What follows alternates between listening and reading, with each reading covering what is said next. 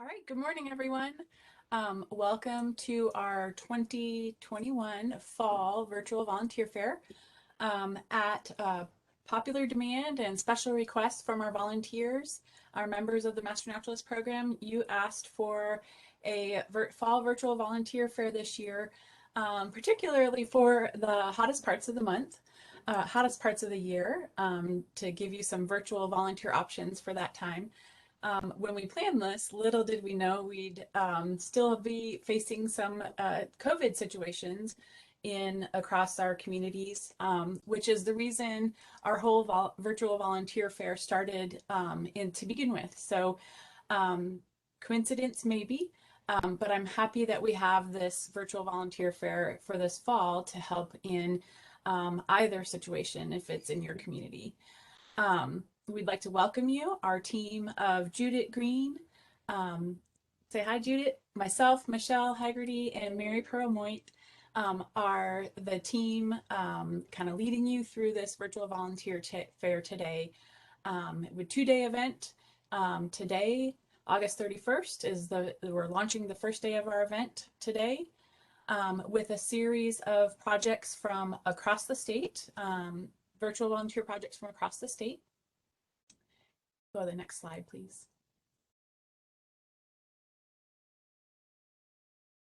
Just a little bit of meeting etiquette for you.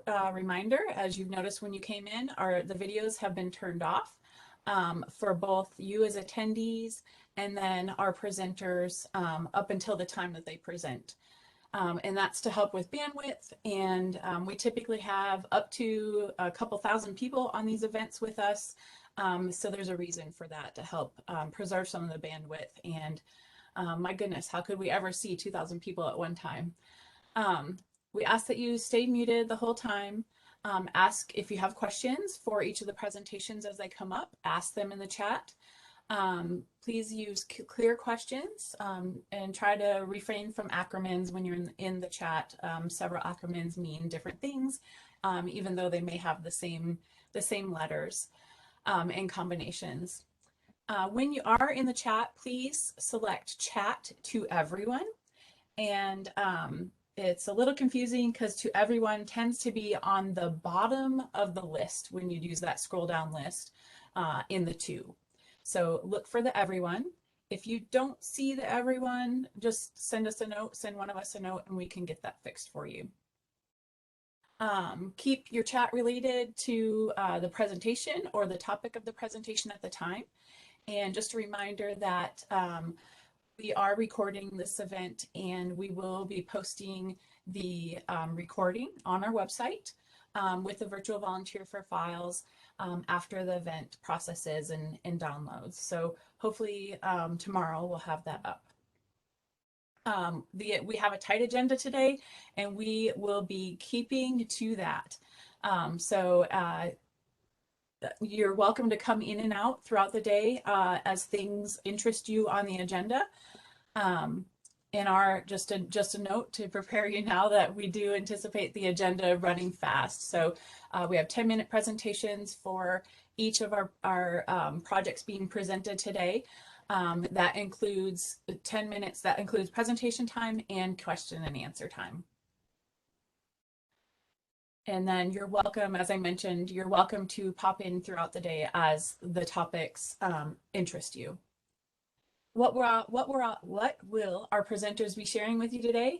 We'll have project descriptions and an overview of the project, expectations and outcomes by the project organizers, some logistics, the where, when, what, how questions that our Master Naturalists often ask, whether or not there's any experience required or needed, and equipment and advanced training for each of the projects being presented.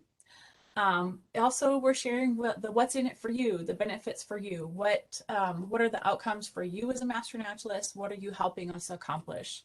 And then lastly, the project location and contact information.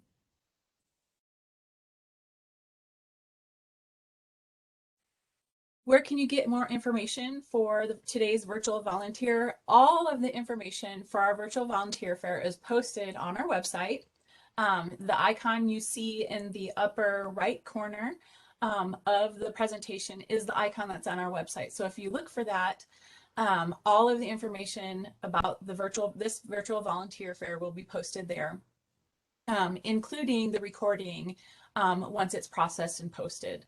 So our master naturalists who are watching, you can watch live today or watch the recording later on for follow-up and more information. We will be dropping, we will be dropping the links to various things related to the virtual volunteer fair today in the chat. So all the links that you see in the presentation will be continually sharing those with you. So if you're popping in and out, you'll get those. More information about the project, as I mentioned, is available on our icon that you see here on our state website. We have a full catalog for each project, which is the information that each of our presenters shared with us pre-event, is in the full catalog that is located at that virtual volunteer icon.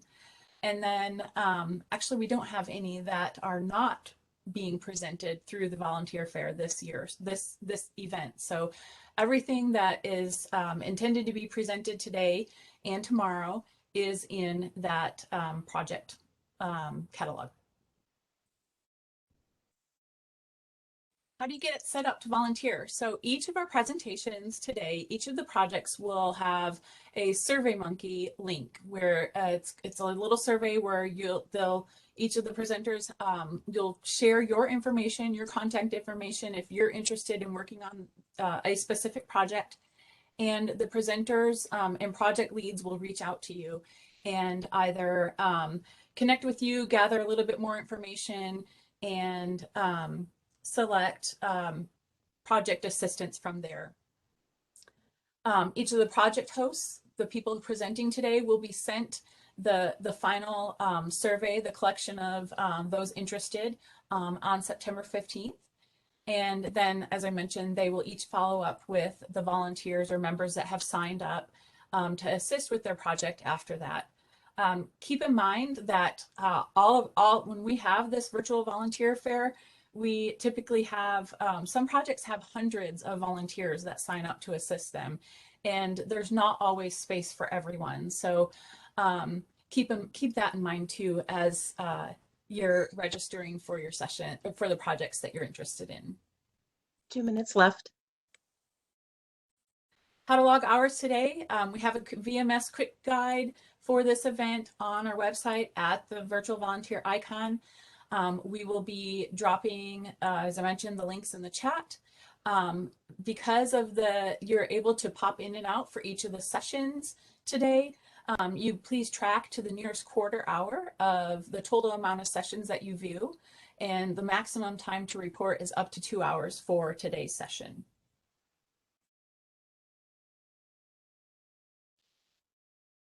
And then logging hours for this project and the projects presented here. Again, we have the quick guide for that.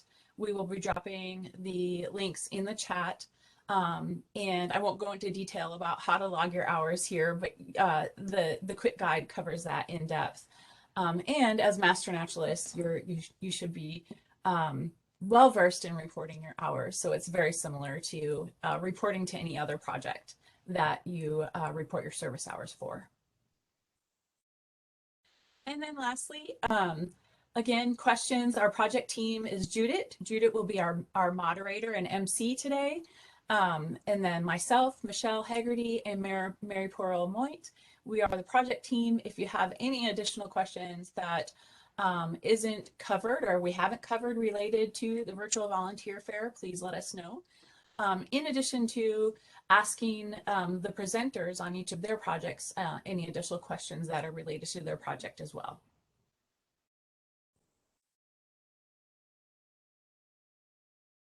And I think with that, I'm going to turn it over to Judith, and she'll get us ready for our first presentation. Thank you so much, Michelle. I'd like to go ahead and introduce Marcia Haley. Haley, if you could get your screen up for us, you should have presenter rights hopefully coming your way. And Marcia Haley is with 12 Hills Nature Center, and she's going to be talking this morning on the Spanish translation of public outreach materials project that she would like to offer to volunteers. And Marcia, you are unmuted at this point. I'm sorry, you're muted at this point.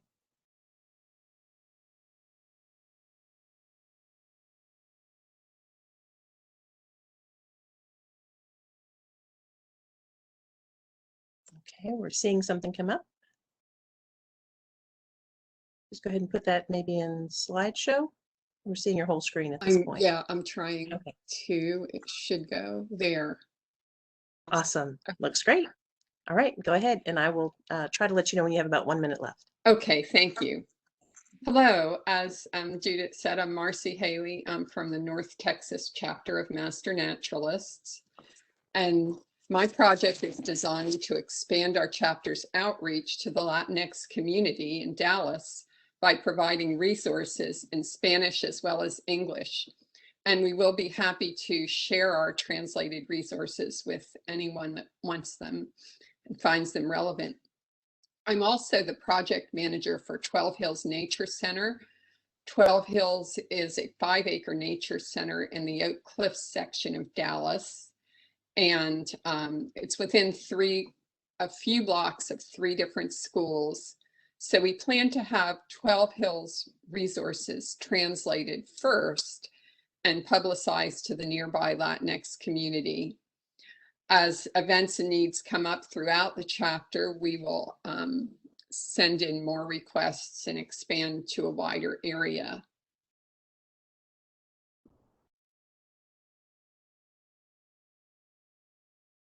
So what will be the impact of your work? We think these translations will help welcome our Spanish-speaking neighbors to Dallas Nature Preserves. I think just seeing our materials available in Spanish and English will send a nice message even to English speakers to invite their Spanish-speaking friends and family. This will increase access to nature experiences and the wonderful health benefits they provide. Our translations will also make nature education more available to a wider range of people. And as you all know, opportunities to connect with nature lead to understanding the value of natural areas. And this encourages the development of conservation ethics. Here are some samples of things that we'll ask you to translate. Nature education materials. One example is a chart with pictures of flowers that are blooming at a particular time and the names under them. Self-guided interpretive trail hikes, scavenger hunts, and other nature-related activities. And our first project that we will request is translation for scavenger hunts for early elementary school and then later elementary school students that have fun facts related to them. There'll be flyers for events and invitations to events, nature center brochures, and probably many more things. Some of this will be published on our website also and used on social media. So here are the specifics of what we need. We're thinking about 3 or 4 volunteers, but of course we'll take more. As a project becomes available, we will send out details about it and the deadlines, and hopefully we'll get a volunteer to select the project and that fits into their life and time schedule. Work will be done on a home computer. The projects will come up intermittently throughout the year, and we'll contact volunteers as they come up. The time required will be based on the length of the project. We haven't done this before, but I'm guessing 1 to 5 hours. It could be more. We'll offer projects with at least a month lead time. And I'll have at least one project to get started with in late September or as soon as I get a volunteer. Skills needed. We need people that are fluent in written Spanish, people that have Spanish language competence and understand the grammar and the usage and the expression of the Spanish language. We also need someone that's familiar with or has the ability to research and determine appropriate Spanish language names for Texas flora and fauna. And then, of course, access to a computer.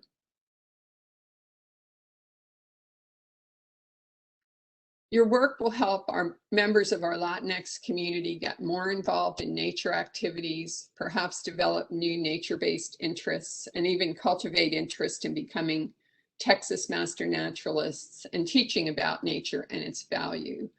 So I think there are lots of rewards that won't be real direct, like when you're out in a nature center working on the land and planting plants, but I think they'll have a wide impact. And here's our contact information. My co-chair is Blanca Reyna, and she wasn't able to be here, but she will be helping and contacting volunteers as well. So any questions?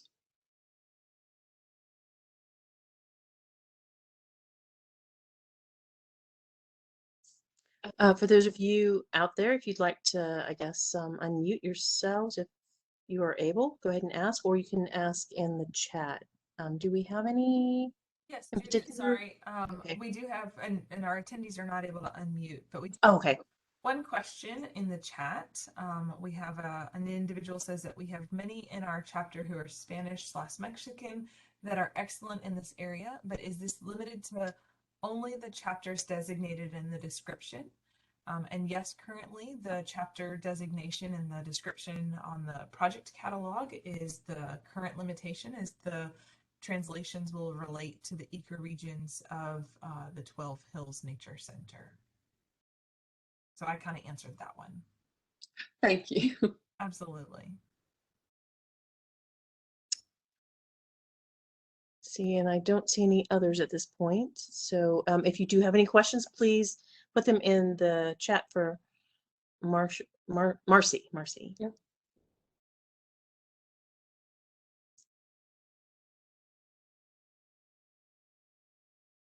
I think that was pretty straightforward. So I appreciate your time this morning. And we've still got 2 minutes, so we're going to go ahead and wait until 9:10. There is one question that says, will the materials be provided? All we do is translate, correct? Correct. Okay. And there's some comments. This is a great project, very much needed.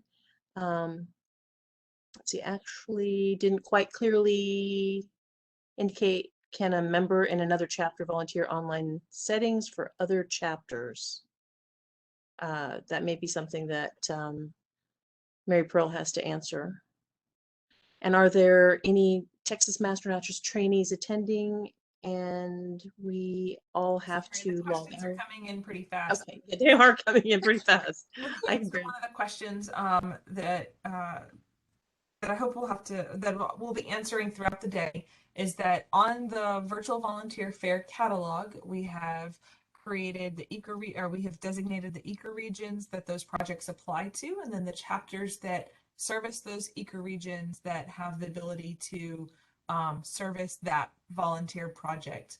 So with this specific project, the chapters that are designated as available to volunteer for this project include the North Texas chapter, Cross Timbers chapter, Elm Fork, Blackland Prairie, and Indian Trail chapter. So if you were a member of one of those, what was that, 1, 2, 3, 4, 5 chapters, then you can volunteer for this project if this is something that interests you. We have a number of different projects throughout the day today that are going to be statewide oriented. This one specifically includes translations of material that are related to the Blackland Prairies ecoregion, and so that's why the designation for this chapter is limited to, that this project is limited to those 5 chapters at this time. And Marcy, there is one question you may have an opportunity to answer, and that was if the chapter assists with this translation, are they allowed to use the content that they produce as well? For instance, if they could use some of the activities after they've translated it. Yes, we'd be happy to share any of our resources. Awesome, So, thank you. so they may. Awesome. All right, Marcy, if you want to go ahead and disconnect your presentation, and we'll go ahead and get, let's see, Taylor Keys, are you there? She is. We'll go ahead and get you set up. Thank you so much, Marcy. We really appreciate your time Thank this morning. you. Good morning, Taylor. Good morning. We'll get you set up. We're actually starting right now. So as soon, Taylor Keys is going to be talking about calculating conservation, spend and return on conservation in Texas. Perfect. Just trying to get this slideshow started. Let's see. And Marcia, you can go ahead and stop your video as well. Can you all see my presentation? It is coming up. I can see also your next slide as well. It's not in Center view. Okay. Let's see. There we go. We're good to go. Perfect. Oh, gosh, there's all these. I didn't need subtitles, but those are popping up. Okay, so good morning, everyone. My name is Taylor Keys. I'm a program manager at Texan by Nature, and the project that we are seeking volunteers for is calculating conservation spend and return on conservation in Texas. So this is a statewide project. And before I get started talking about the volunteer opportunity, a little bit more about Texan by Nature, just briefly. We are a 501c3 nonprofit. We operate at a statewide level, and at the highest overarching level, we exist to accelerate conservation in Texas, and we do this by bringing the conservation sector and business sector together to positively impact people and communities in Texas, our economic prosperity, and natural resources. And through all of our programs, we work to connect, convene, and catalyze. So we partner with over 100+ conservation partners in Texas, like the Texas Master Naturalist. We also partner with a lot of businesses and do custom projects through our membership program. And then we convene folks through our annual summit symposia series that a focus on different topics such as monarchs and health and nature. And then we work to catalyze conservation efforts and accelerate the impact that they have through our Conservation Wrangler program, our Texan by Nature 20 program, which is a business listing, and our Texan by Nature certification program. And the project at hand, which we are seeking volunteers for, is again calculating the conservation spend and return on conservation in Texas. And this is something that we've been talking to some of our partners at Parks and Wildlife and Nature Conservancy and other folks about for a long time. And there really isn't a flag to put in the ground that says, you know, this is how much is being spent on conservation in Texas, and this is the natural resources impact and impact to communities that is being returned through water saved, wildlife conserved, land preserved, things like that. So we're looking to overall understand the current investment in Texas and the associated return on that investment for the work that is going on today. And we're going to be gathering 2019 data as a baseline for this research, and that will quantify the current state of conservation again, and it'll uncover data gaps and future conservation needs. And then this information, once it's all collected, will be accessible to all of our conservation partners and all conservation organizations in Texas, creating a repository so all of us can have a cohesive viewpoint and say, this is how much is being invested in conservation today, and that will inform an overall call to action. Because as the Texas population continues to grow, we need conservation to meet our needs to create a resilient state, and it'll also help us accelerate funding and conservation as well once this data is available. And so far we have developed surveys for our 100+ conservation partners. We have developed some code to pull 990 data automatically, but we need volunteer help to help reach out to all of our 100+ conservation partners, help survey them, help aggregate some of the 990 data that's needed to pull everything together. In regard to project logistics, we're looking for about 2 to 4 volunteers needed. We may be able to take more. We just need to evaluate our staff time and capacity if more folks are interested. And we can really have volunteers start as soon as possible. We estimate that the project will take approximately 1 year just because there's a lot of data to pull. And, you know, if we get more folks, that project timeline may be turned around a little bit quicker. And then for location, so volunteers can work remotely. We do have an office in Austin, Texas, around 35th and Jefferson. So if folks do live in Austin and want to work remotely or work in the office from there, we more than welcome that. Just need to align on everything COVID related. And then for time commitment, we're thinking to meet that 1 year timeline about a minimum of 10 hours per week, and that doesn't need to be done by one volunteer. So if we have multiple folks, that can be divided among all of the volunteers that want to help out. And then the schedule is very flexible, so just working anytime really to meet that minimum workload per week that we've outlined to meet that 1 year deadline. And then as far as project experience, equipment and training needed goes, just really need a personal computer with a Microsoft Office Suite internet access. Again, if you are in Austin, we do have an office. We do have a few computers available. So if that's something that you don't have, we are able to accommodate that in the Austin area.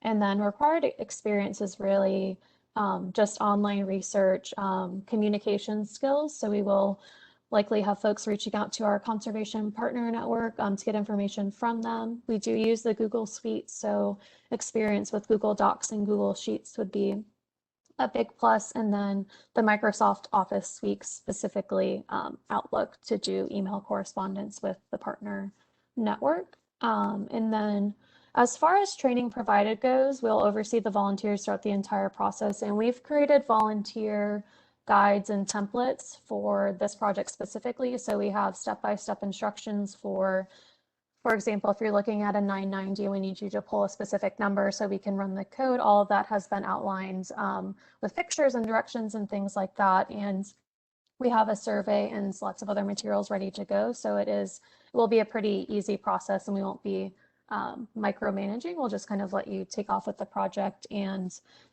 this will likely include a weekly meeting with Texas by Nature staff just for updates and to answer any questions, about 15 minutes a week.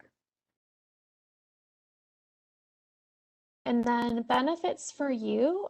So again, this is never before done research. So we're excited to kick this off and get started, and it will positively impact 100+ conservation organizations operating in Texas, and provide just the necessary data to, again, put a flag in the ground, you know, and say, this is where we're at today, and this is what we need to move forward.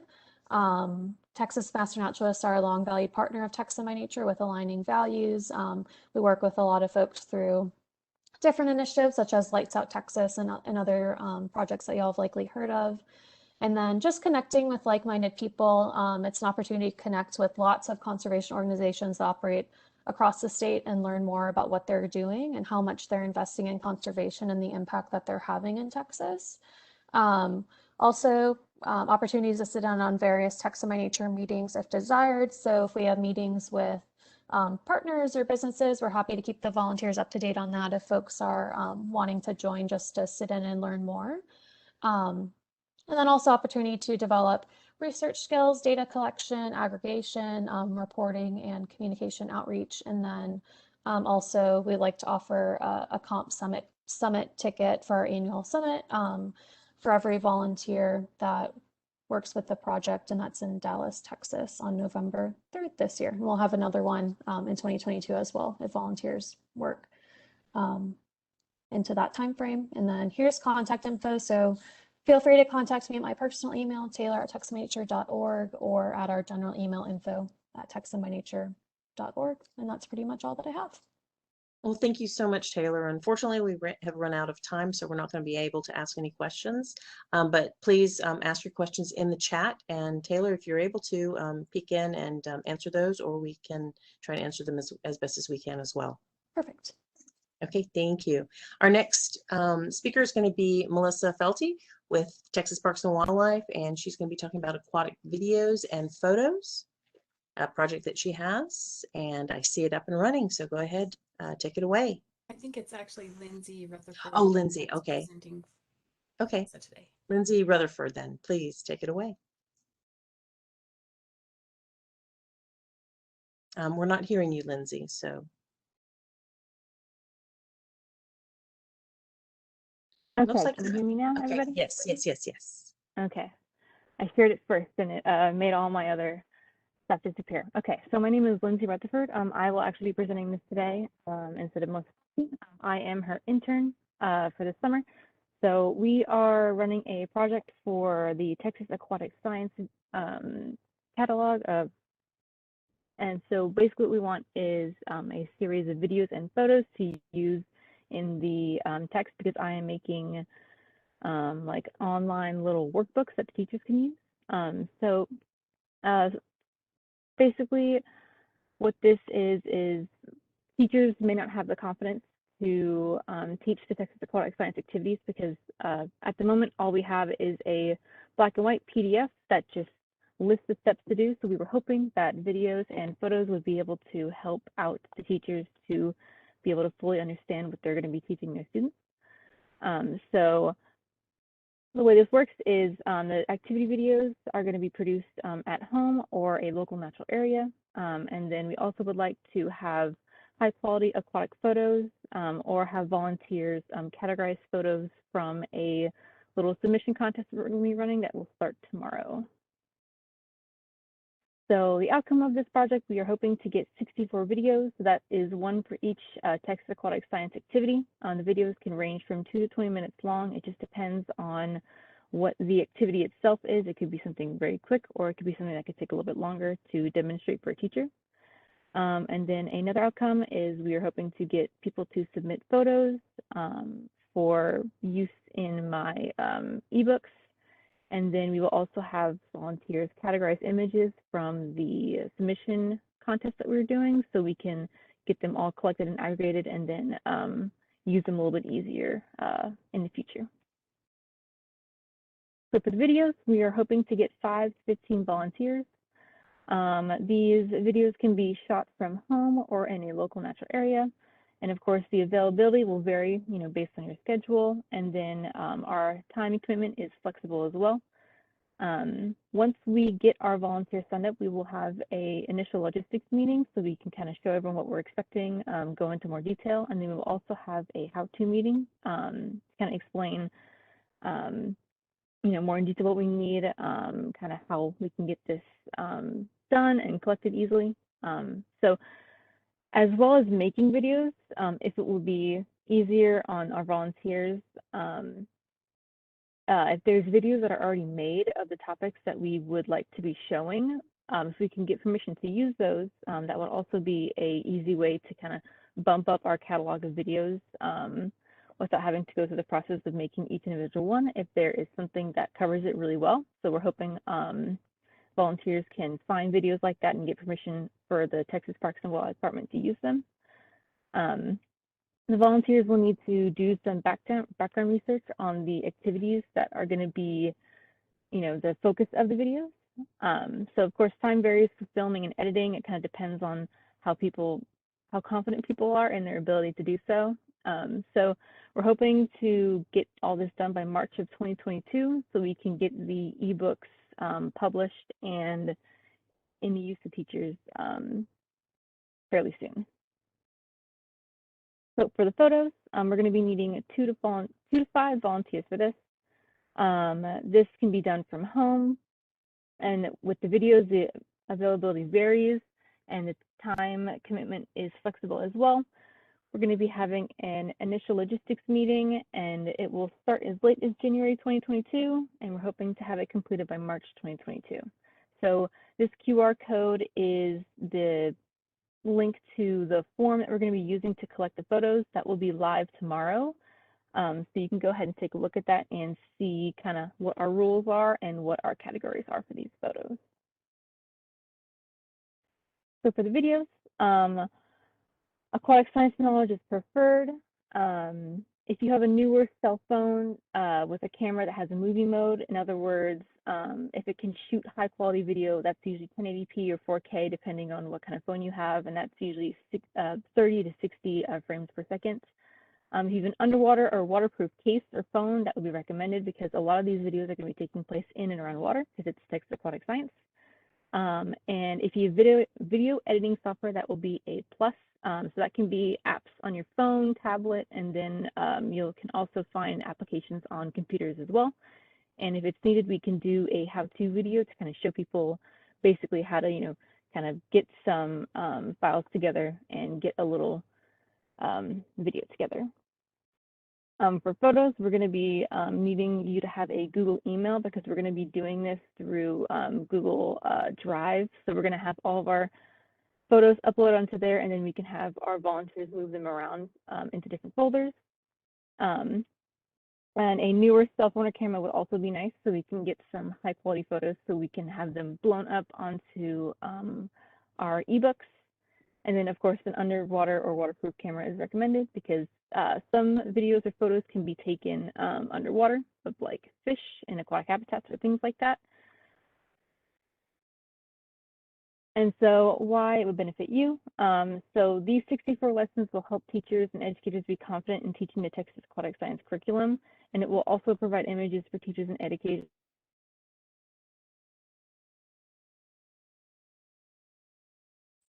Lindsay, you became muted all of a sudden. I don't know if you accidentally pressed a button. It doesn't show you muted, but we lost your voice. Oh, gotcha. Okay, can you hear me now? Yes. Go ahead. Okay, yeah.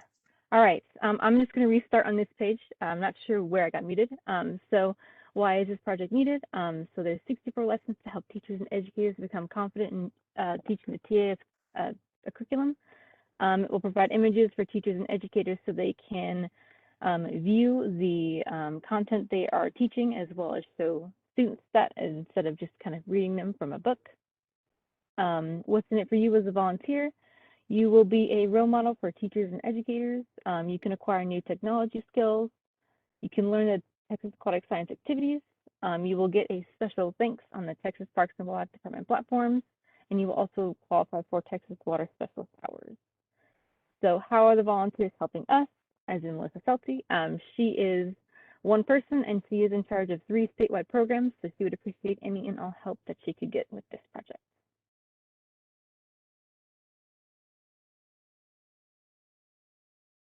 All right, and this is Melissa Felty's contact information. If you have any more kind of detailed questions that I can answer, she will be the one for that. And are there any questions? I had a question for you, Lindsay. You mentioned an underwater camera is helpful. Is there one that you recommend? Personally, I was going to be using a GoPro before my kind of travel plans got shut down because I was going to be doing videos as well, and those normally come with like plastic waterproof cases. I also have experience using, I think the brand's called a LifeProof case, and that can also lock down your phone, but something as simple as a plastic bag really well sealed can also work because your fingers will still work through the plastic, so it doesn't have to be an expensive camera or anything to go buy. If you can just seal up your phone or camera, that will work just as well. Okay. And then the other, are you able to, I didn't catch your QR code quite fast enough. Are you able to flip back to that Yes, slide? I can go back. Okay. And I think we've got 1 minute left. We do. Let's see if there are any questions. Please repeat Melissa Felty's contact information. And it is going to be her first name with a period in between her last name at tpwd.texas spelled out .gov, G-O-V. but maybe we can Lindsay push might be that up. able to answer this question though with Melissa's email address. Is it Melissa Alderson still, or is it Melissa Felty? It's still Alderson. Yeah. Okay, there Oh, you go. sorry about So that. it's there now. Thanks, Melissa. And it is up in the chat now. Yes, and I can quickly go back to it for a couple more seconds until my time is up. There we go.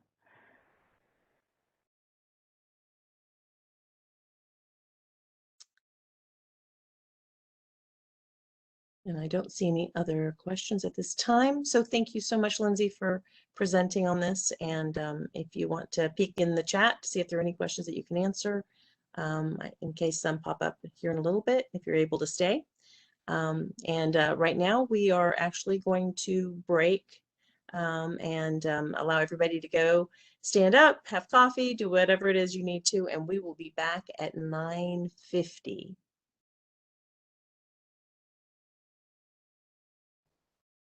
Cynthia, if you're still with us, you can we can work on just ensuring your screen share works and you're unmuted. I gave you presenter rights.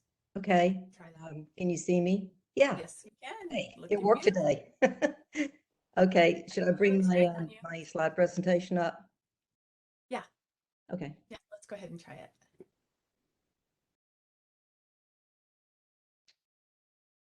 Oh, I have to share screen, right? Yes, ma'am. Oh dear. Oh, just hit share, right? Yep. You'll hit share and then you'll need to select the window that you Okay. or the program you want to share. Okay.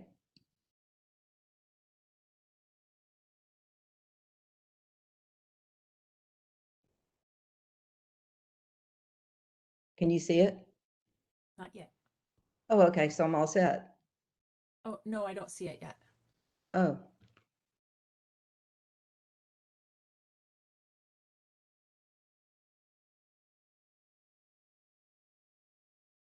Okay. I have share on. There, it's coming. Can you see my screen now? Okay, I can see that it's I can fine see now. your browser, yes.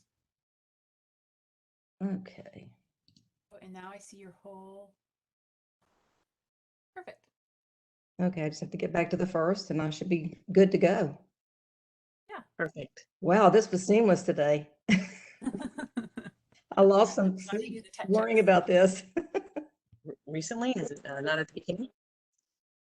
For any volunteers that have joined us just recently, we just want to let you know that there is information in the chat, so make sure that you check there for contact information about our presenters. And also, if you have any questions, please put your questions in the chat since you will not be able to unmute.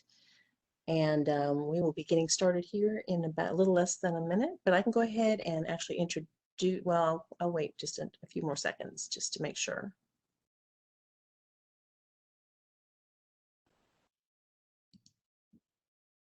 And are you at the beginning of your slide? No, wait a minute. Cynthia? Yeah, I am now. Okay. All right, well, I'll go ahead and get started. So again, welcome everyone to the Virtual Volunteer Fair. Our next presenter is going to be Cynthia Seacrest, and she will be talking about the 2021 Texas Master Naturalist Aquatic Plant Photo Submission project that she has to offer. So with that, Cynthia, I'll go ahead and pass it on to you. Hi, thanks, Judy. Again, I'm Cynthia, and I'm actually a volunteer. I'm the project coordinator for this project.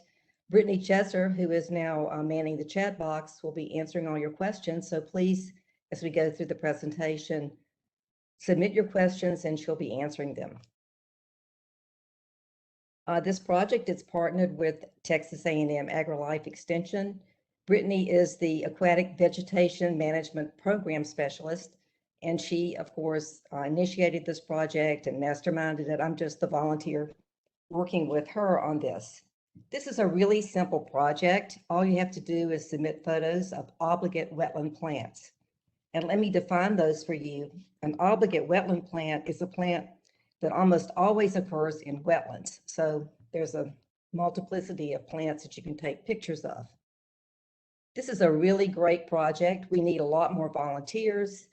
All you need to do is take quality photos of plants, and I'll be going through more of the information on what a quality photo is as we go along. There's absolutely no advanced training. You can do 1 hour or 50 hours, whatever you want to do. You can do it anytime you want to. You just have to be near wetland plants to do it. The deadline, however, is September 30th, so you want to make sure you get all your photos submitted by that time.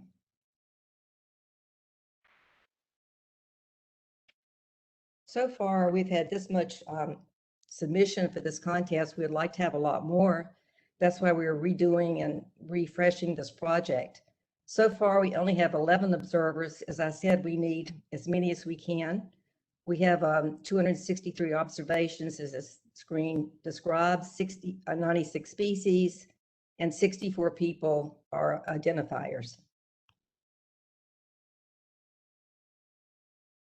There's a lot of information, and I've got the hyperlink here to Aquaplant, Texas A&M University.edu.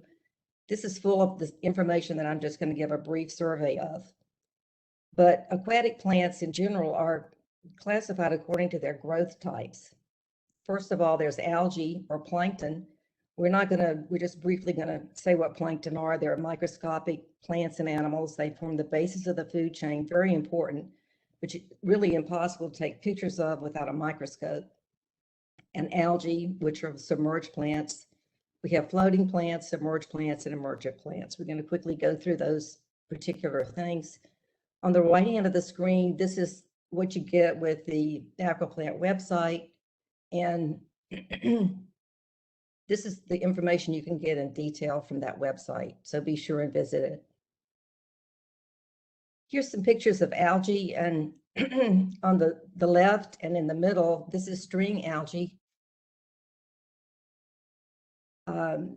And you'll see that I've got a scale to show the scale of the algae compared to the length of it.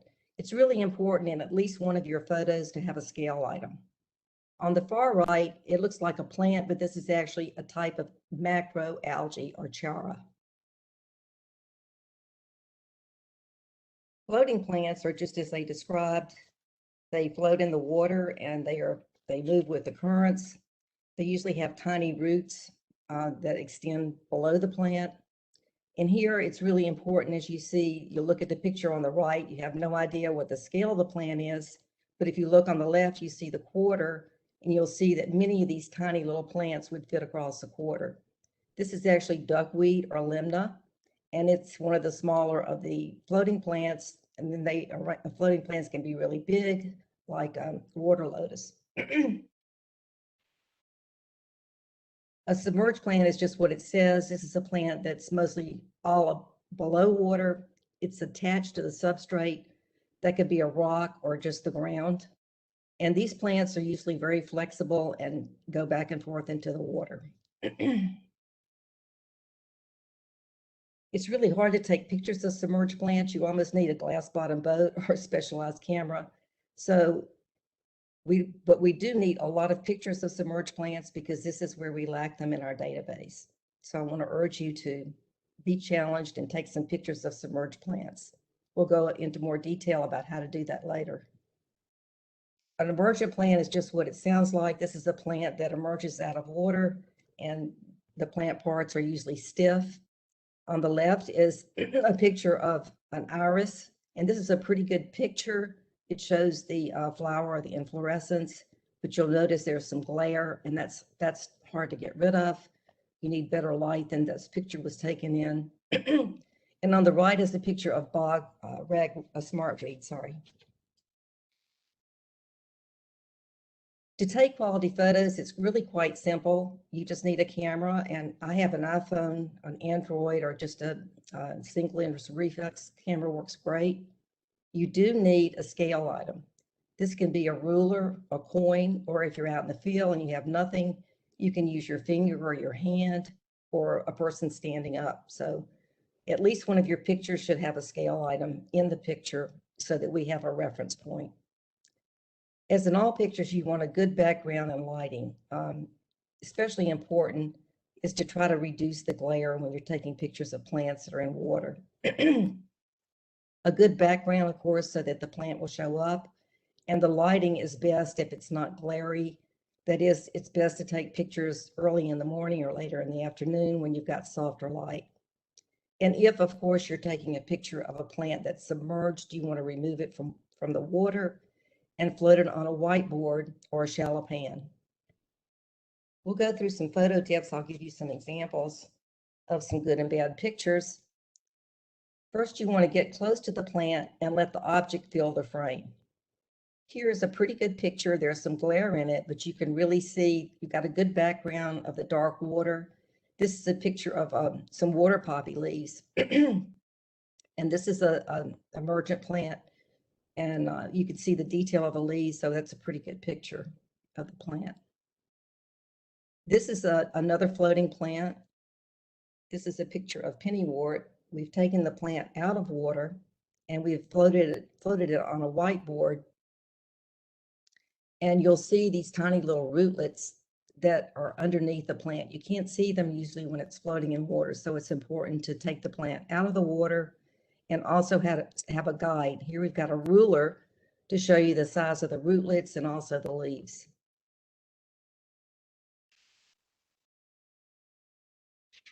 This is a picture of a plant that was pretty good to show a picture of. I think somebody flashed a picture. Do you need a scale item in every picture? No, but at least in one of the pictures that you submit, we should have a scale item. Here's a plant I took a picture of in some very clear water, and we actually had trouble identifying this. Brittany helped me identify it. It's a species of moss, and you can see its growth habitat. In the center picture, you'll see a picture of the plant floated on a white object. And this shows the little tiny leaflets. They're not really true leaves. And on the far right, this is a picture taken with a dissecting scope that shows the structures of the little leaf-like structures of a moss plant. You have about a minute, Cynthia. Oh, okay. Whoops. Okay, went a little too slowly. Okay, briefly how you submit photos, Google Forms or iNaturalist. I want to really direct you to the special guide that we've developed that will show how to use these two methods. Here's the QR code, or you can email me for a link. If you want to use iNaturalist, which is best, you'll have to have an iNaturalist account. You'll need to join the contest and submit the photos to iNaturalist. And the obligate wetland species should automatically upload to the project.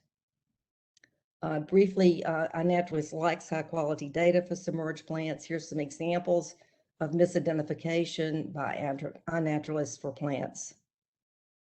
Benefits to the volunteer. Well, you're going to get a huge knowledge of Texas aquatic plants. You're going to enhance the database for landowners who really need to identify plants as their first move against doing something wrong with their water, ponds and lakes. You can also get photo credit in the extension materials.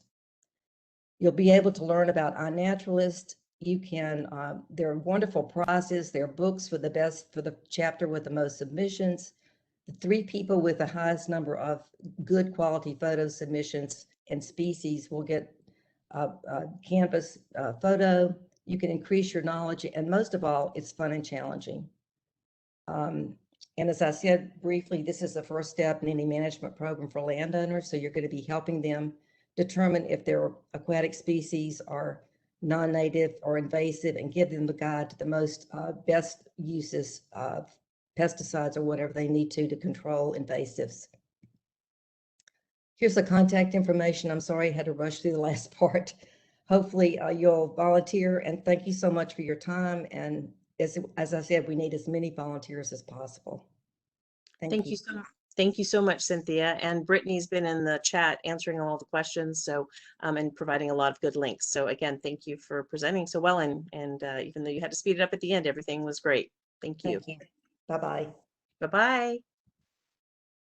All right, our next speaker is going to be Rachel Richter with Texas Parks and Wildlife, and she's going to be talking about a wildlife camera photo review project. So Rachel, are you there? Oh, hey, there you are. Can you hear me? She's a wildlife biologist up in the Dallas-Fort Worth area. Go ahead, Rachel, whenever you're ready. If you want to start sharing.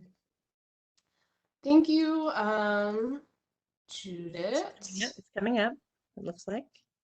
And let's see. All right. Okay, you're ready to go. All right, perfect.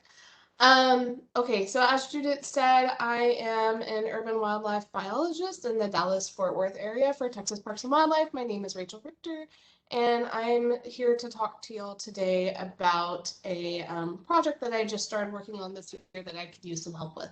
So, Oh, Rachel, 1 second. You're showing us your presenter view. okay.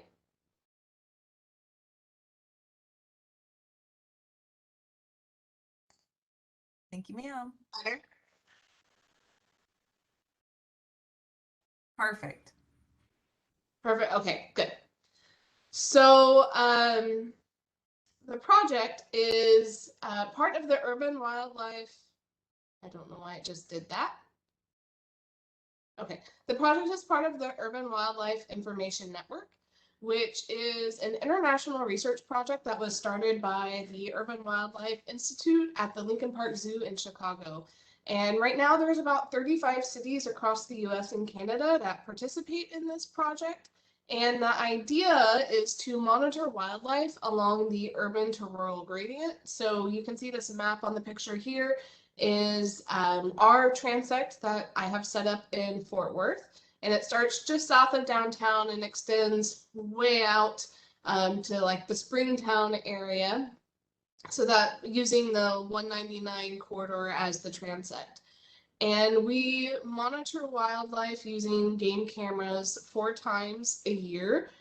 So cameras are set in January, April, July, and October, and they're left out for a period of about 4 weeks. And we have 25 cameras, so 25 cameras left out for a month. You can imagine we get thousands of photos, and that is what I need help with. So here we go. I will take the photos and kind of sort through them. If one camera has 10,000 photos of grass blowing in the wind, I try to remove all of those. I don't get all of the empty photos out, but I do get most of them. And then they're uploaded into an online database. And it's sort of like iNaturalist for those of you that use iNaturalist. It's similar to that. So the photos will be put in and someone needs to come and classify it. So either tag it as empty or put whatever living thing you see in that photo. Photos have to be reviewed by 2 different people. And that's more or less it. Go to the next slide here. So photos will be available throughout the year. They do kind of come in waves though. Normally a few weeks after the sampling season finishes is when I'll have the most photos that I need reviewed. And one great thing about this project is you can do this at home and you can do this at your own schedule and you can commit however much time you want to commit to this. So if you really like doing this and you want to review 1,000 photos, great, I will give you 1,000 photos. If you don't have that much time, but you still want to help, I can give you like 100 photos. I'm willing to accept whatever amount of time commitment you are willing to give me for this. I do ask that ideally the photo review would be completed within about 1 month of the time that I assign them to you. That way we don't get too backlogged with photos that still need to be reviewed. Right now, this project has no set end date. I'm going to keep doing this as long as I feel like there is value in doing this project. Okay, so what do you need? Basic computer skills. So if you have navigated to view this online webinar, you probably have enough computer skills to do this. It really doesn't take much. But I do recommend that you have a good computer and a fast internet connection. And I say that as someone who has an aging laptop and a very slow internet connection in my office. it will be a not very fun experience for you if you don't have a good internet connection. So I do recommend that.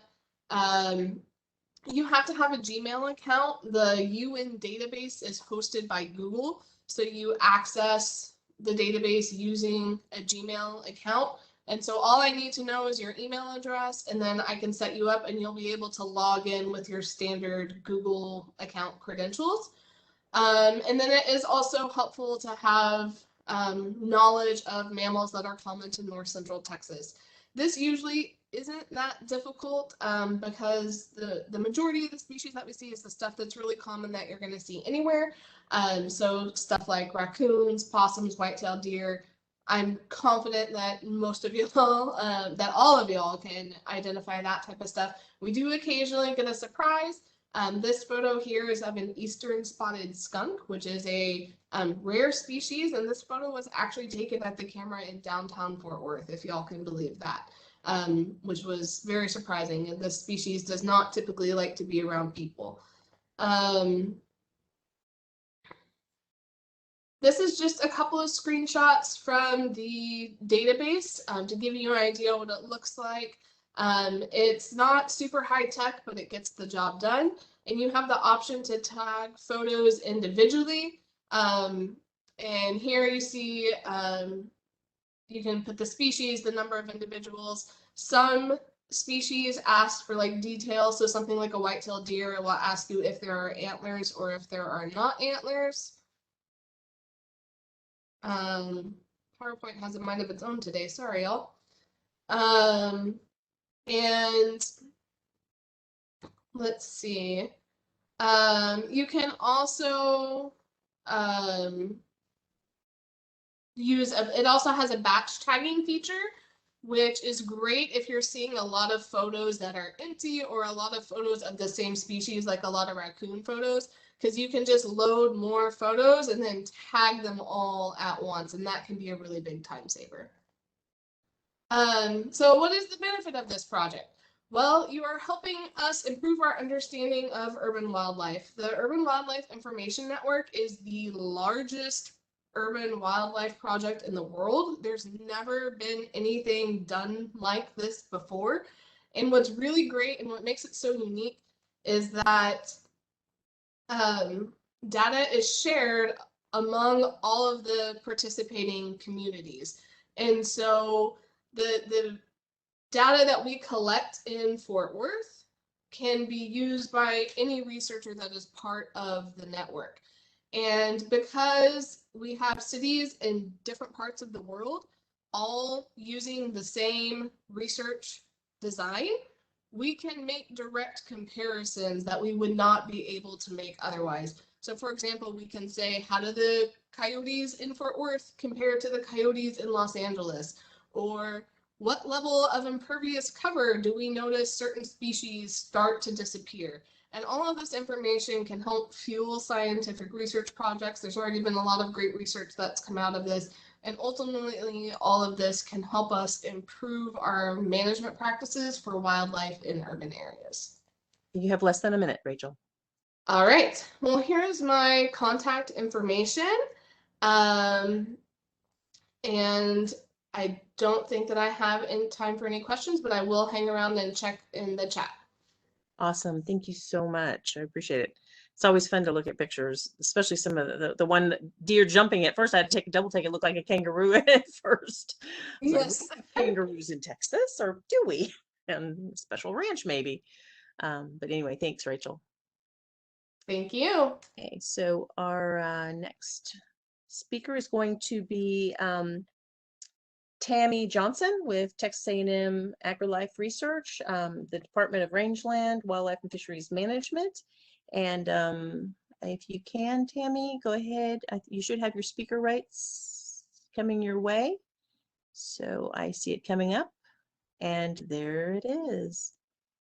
Are you seeing my presentation, or are you seeing I can see your presentation, but I don't see, oh, I see you as well now. So very good. So Sorry. by all means, no Tammy, problem.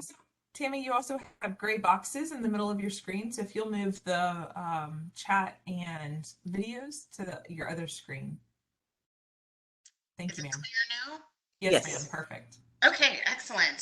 So I'll jump right in because I know time is limited. So thank you, everyone. Thanks for the organizers for allowing me to present this. I hope I can convert some people to being interested in ticks today. So I'll be talking about a survey that we're doing for ticks, and we'll be testing those ticks for tick-borne pathogens along the Texas Mexico border. And we also have some collaborators in New Mexico working on that portion of the border. So this project is part of a larger, my slides aren't moving. Oh, there we go. Okay. Part of a larger consortium of institutions all over the United States. So we're part of the Western Gulf Center of Excellence for Vector-Borne Diseases. And several of these COEs, or Centers of Excellence, exist across the country and were created by the Centers for Disease Control in response to the Zika outbreak, if you guys remember, about 5 years ago now. So the mission of these COEs is to enhance the capacity and to anticipate, prevent, and control vector-borne diseases.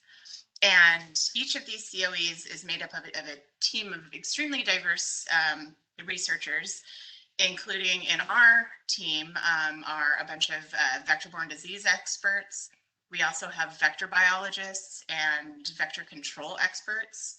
There are epidemiologists in our group, medical doctors, infectious disease specialists, ecologists such as myself, and we also try to involve state and local public health organizations. And you can see the list in blue of all of the public health agencies that we're collaborating with. So the goal of these COEs is to conduct applied research to develop and validate innovative and effective vector-borne disease prediction, prevention, and control. And we need this to be able to respond to current and future disease threats. So during the Zika outbreak, it came to our attention that we weren't as prepared to respond to an epidemic such as that.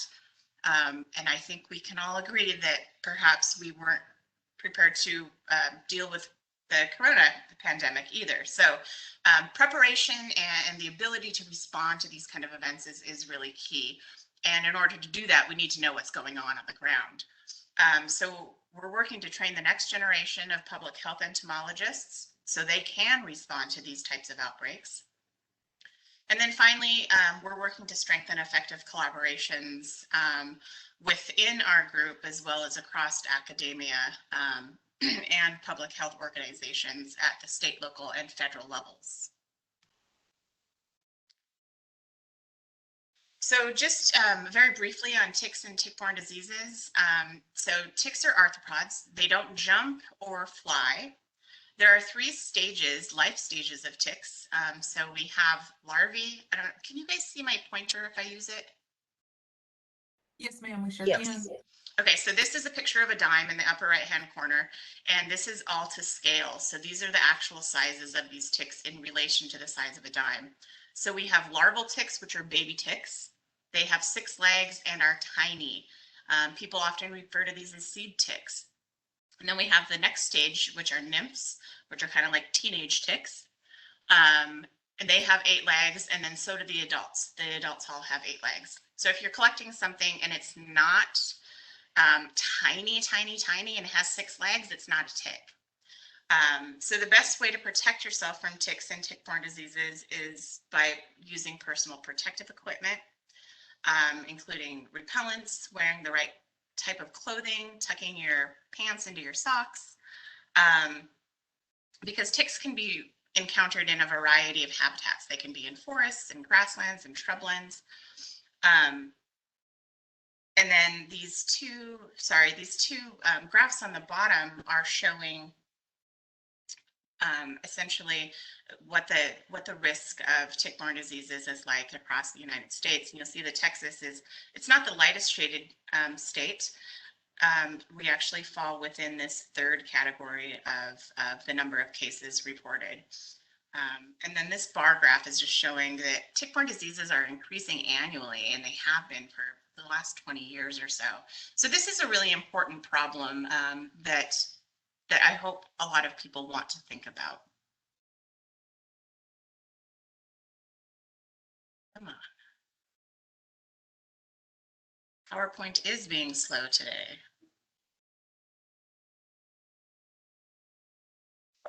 Are you using your left and right arrow? Sometimes I use I've that. tried Oh, everything. Oh, I missed a slide. it's Okay, going. here we go. Oh, okay. Oh, no, that's still not it. Okay, this is it. Sorry, project logistics. So, moving right into it, how many volunteers are needed? I'll take as many volunteers as possible. The beauty of the project that I'm proposing, that you'll be involved with, you can actually volunteer for me while you're volunteering for somebody else, because I'm asking you to simply collect ticks that you find crawling on your person or yourself. And put those in a vial and send them to me. So you can be out doing a vegetation survey or a bird survey, and you happen to notice a tick on your arm, take it off, put it, carry a vial in your pocket, put it in that vial, fill out the data sheet and send it to me. So it's a very straightforward and hopefully easy project to be involved with, because I am only asking for opportunistic or convenient sampling. So what are expectations for when, how and when the service could be carried out? So collections can occur anytime. In Texas, ticks are active year-round, so you could do collections anytime. Location, essentially anywhere in Texas. We are most interested in the border counties. However, I'm not going to turn down ticks from anywhere.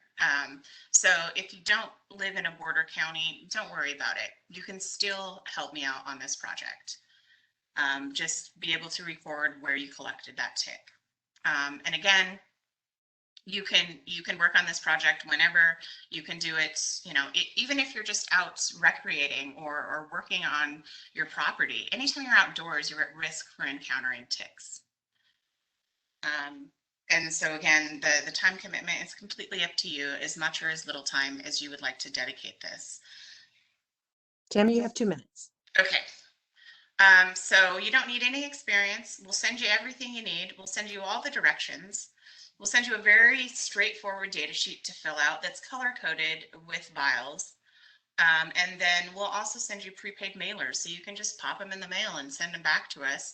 Or if you happen to be in Uvalde and want to drop them off at the research center, I have a box outside for ticks. So if you really want to actually actively sample for ticks, I could teach you how to drag or flag for ticks. So feel free to reach out to me if you have any desire to actually to learn how to systematically sample for ticks rather than just collecting opportunistic samples.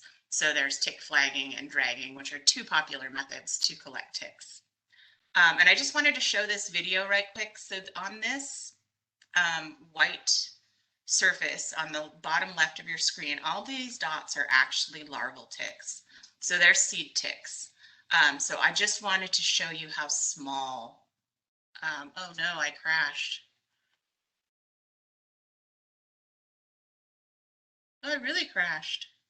We see you and we hear you, Tammy, if you want to Yeah, my finish. PowerPoint crashed. Yeah, if you Tammy, want we can hear you if you want to just finish it out, or do you not even have your presentation on your end? I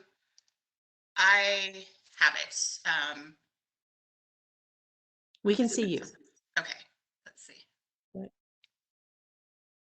Well, I'll just finish it out. I will try to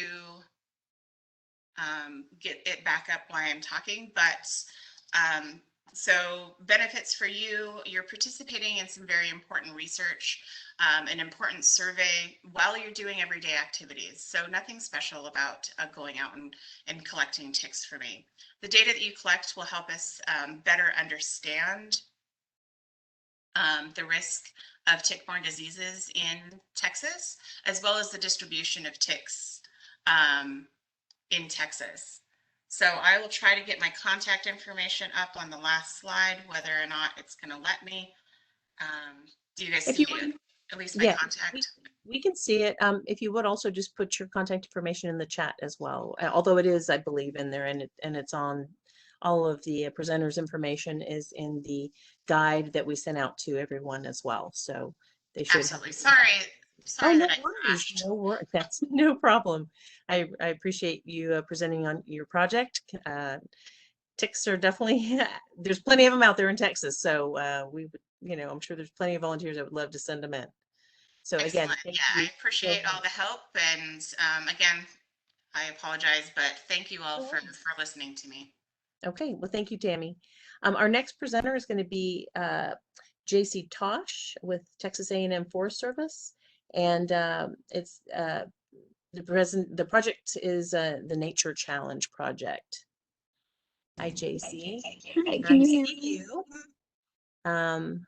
And you should have presenter rights coming your way if not already. On audio with my phone and presentation with my computer. So I'm You are echoing a little bit, but okay. that may not be helped. So no worries.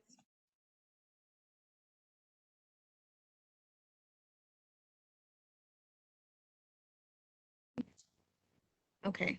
Apologies about the echo. I don't think I can connect It's the fine. audio It's from the fine. phone. It's fine. It'll work. Okay. Let's try this. You mute Oh, one of that's your gonna be Can really bad. you mute one of your mics on one of your devices? I mean, can you mute your computer maybe? Will you mute the microphone on your phone that you phoned in on? It says I'm muted on the phone. I can't turn my speaker on. It says the host is muted. We don't see your screen yet. You're not up. The presentation's not up yet. And it looks like it's coming our way, and you'll put it in presentation mode. Perfect. Your screen is up and running, so whenever you're ready. Okay. Ooh, I'm so sorry about the echo. Sincere apologies. Judith, you might also. Tracy, would you, I know that you needed the phone to be able to hear us, but will you turn that phone off and just talk to us for the next 10 minutes, especially since you're the last presenter of the day?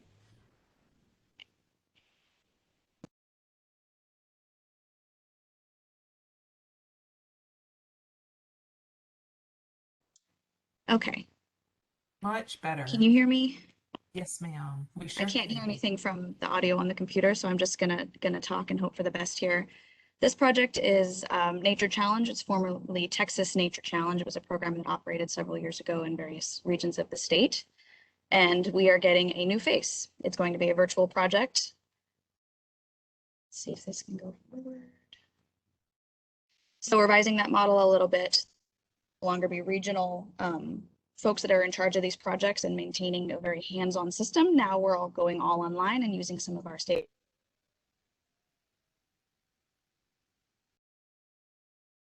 map and directories of different engagement activities in the outdoors that you can do at various sites through our partner network.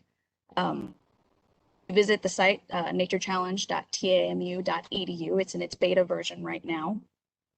But you can see that there are different options you can select from the map, and then you can pull up information on each of those, what to do, what kind of activity it is. It's anything from trail walks to story walks to hands-on volunteer projects, things that we want the public to get involved in.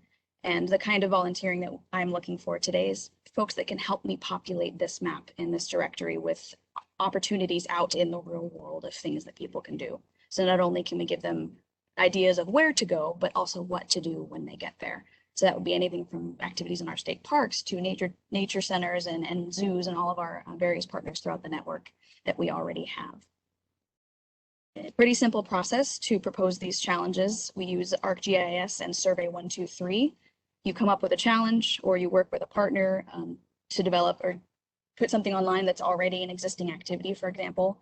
You specify your completion metric if you want to offer a completion badge to the participant that completes that challenge. You submit it through the Survey 123 that's all available on the website, and then you track your challenge and we track it as well.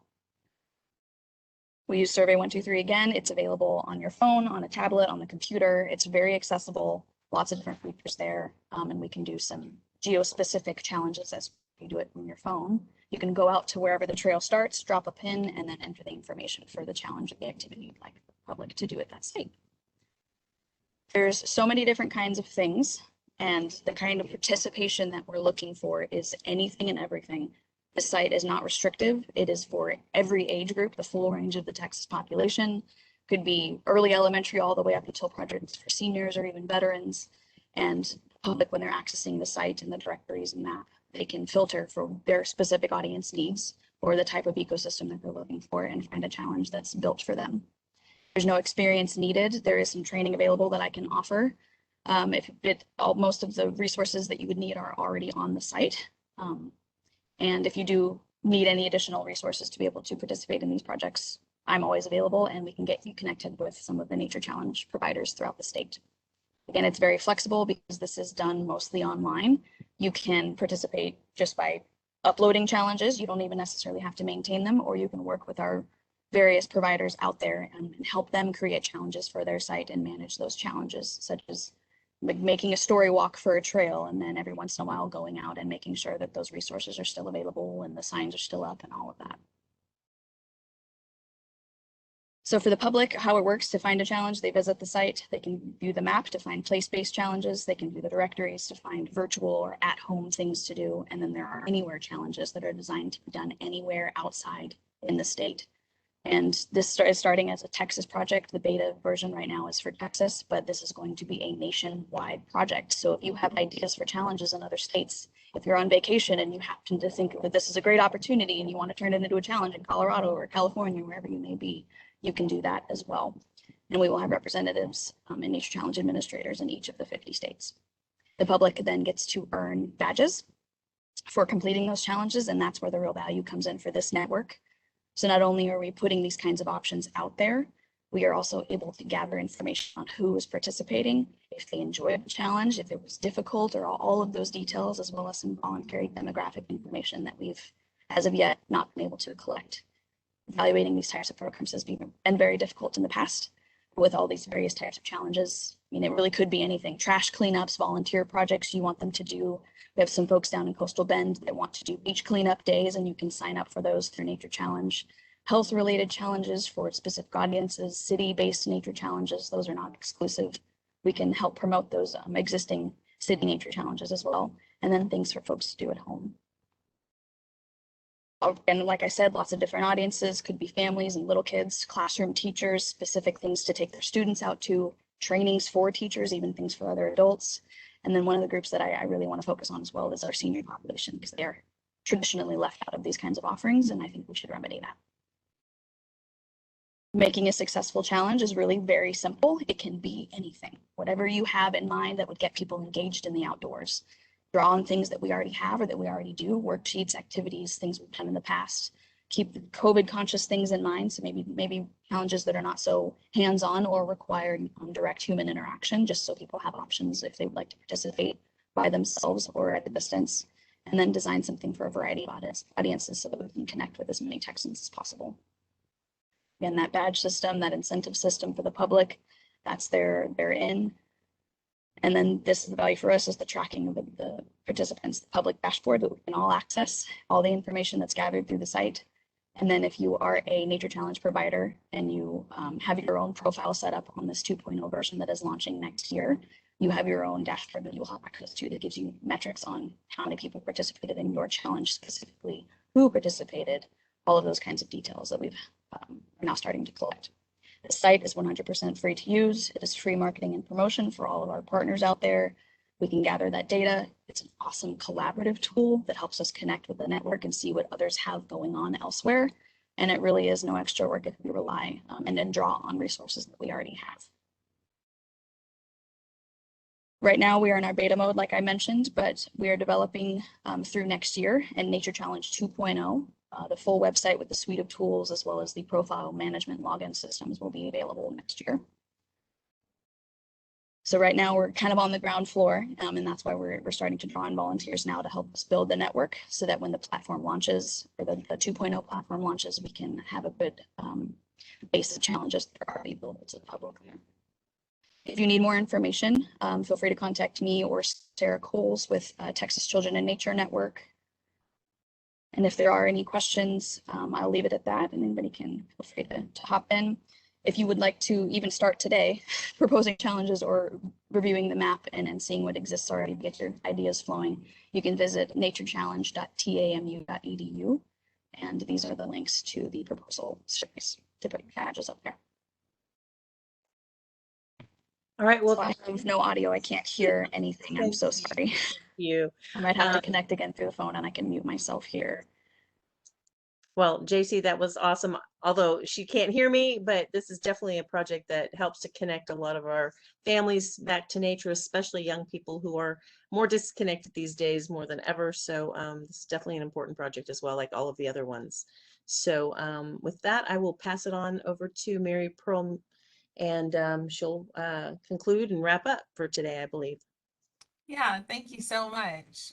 So I wanted to first say thank you to all of our project hosts who shared their expertise today, shared their projects, their need for volunteers, and their excitement to get to work with our Texas Master Naturalist volunteers. I also want to say thank you to all of our Master Naturalist volunteers who are on the line with us today. As this is our third virtual volunteer fair, we're excited to continue to offer ways that you can engage with these partner programs, conservation organizations through distance and virtual based volunteer service. I have up on my screen the virtual volunteer fair website so that you can get familiar with this, because this website does have all of the answers to any of the questions that you may have lingering from today's event. And do know that today was this event is a 2-day event. So we have day 2 tomorrow at 9 a.m. But again, just running down this this website, we have what you can expect, how to join for tomorrow. We'll post the recordings from today's event here. If you want to sign up to volunteer with any of the projects that you heard today, that link is found under this "How do I sign up to volunteer" heading. And then how do you log your volunteer hours from today, from attending today's presentation, either live or recorded, or how do you log your hours after you become a participant or a volunteer for one of those projects? So again, all of the answers to your questions are on this website. And if you still have a question that we have not anticipated and we have not answered, we have the contact information for any of the project hosts on that full catalog, or Michelle, myself, or Judith have our contact information at the bottom of this page. Again, today was a fantastic introduction to our day 1 of our virtual volunteer fair, but it is a 2-day event. And tomorrow we have another great series of presentations. Tomorrow's presentations really focus in on the Gulf Coast Prairies and Marshes ecoregion. If you are a member of one of the chapters of the Gulf Coast Prairies and Marshes ecoregion, then these projects are specifically designated for your chapter areas, and for you as a chapter member for those projects. So we look forward to having all of our Master Naturalists from the Gulf Coast Prairies and Marshes ecoregion join us tomorrow. All right, and with that, Michelle, as I'm wrapping up, are there any questions that I need to answer from the chat? They're asking us to post the SurveyMonkey link again. Okay, let me grab that real fast. Again, that's on our website, but I'm going to drop that in the chat. This website is here as well. And the recording of today's event, along with the chat, will be posted to this website as well.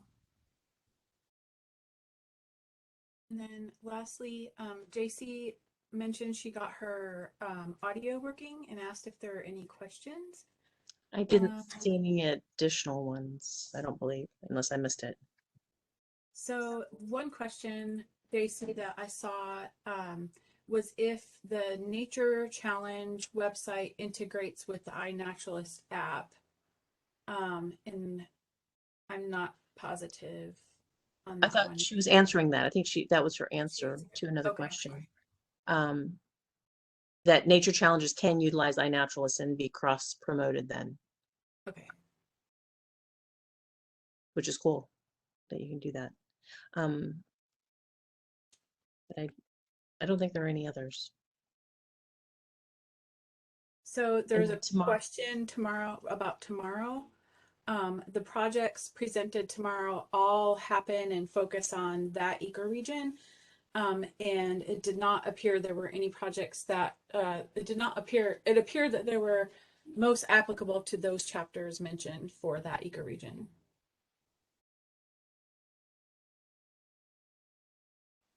Another So all of question the that came in- statewide projects were presented today. Another question that came in the chat is, can you use the Survey Monkey multiple times? Yes, we've designed the Survey Monkey so that if you're listening and watching today's presentation, you can log in and answer and add your name to the list for certain projects, and then tomorrow you can do the same. So you can't answer that Survey Monkey multiple times. And we'll have that Survey Monkey open until September 15th, and that is found here. On September 15th, we will close that SurveyMonkey link so that we can then pull the reports from all the volunteers who have signed up for those projects. We can send that list of volunteers to each project host. Those project hosts will then be responsible for communicating and reaching out to the volunteers who have volunteered for their projects. And they will follow up with either additional training or meetings or things that would help you to get started as a volunteer for that project.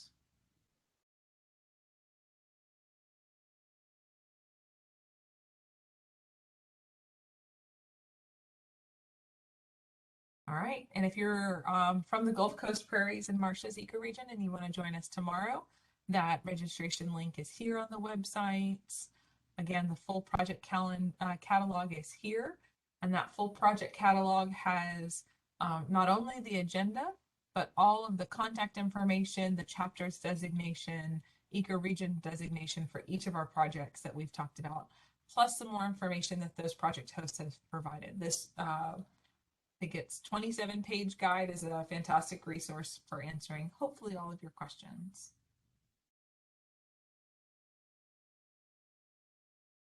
Donna asked the timeline for the aquatic photo submission contest. I don't believe that it ends at the end of September, but you can reach out to Brittany or to Cynthia, and they can respond to that specific request. And so here's Cynthia's email address, and she can end that. She can answer that question.